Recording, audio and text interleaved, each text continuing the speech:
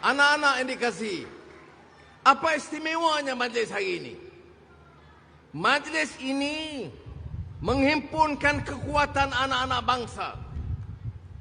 Kalau mau maju bangsa ini, dia maju dengan semangat, dia maju dengan disiplin, dia maju dengan ketahanan diri, dia maju kerana bangga dengan budaya Melayu yang agung itu.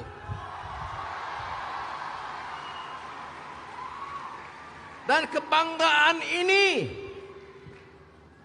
kebanggaan di negara kita Malaysia, dari zaman Kesultanan Melayu Melaka, dengan pencak silat yang dikenali dari Laksmana Hang Tuah, Jabat Kasturi, Lekiu dan Lekeh, dikenali sebagai orang yang amanah, orang yang kental semangatnya, orang yang disiplin, orang yang berakhlak mulia, yang benci dengan kezaliman, benci dengan penindasan, benci dengan buli di kalangan kita.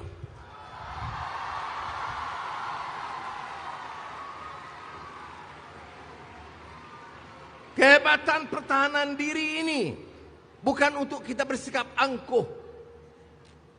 Saya kenal Ustaz Hanafi cakap,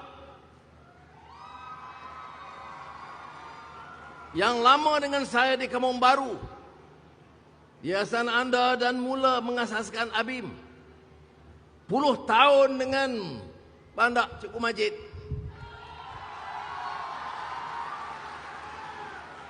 Orang-orang ini, tokoh-tokoh yang kita raikan hari ini, dia tidak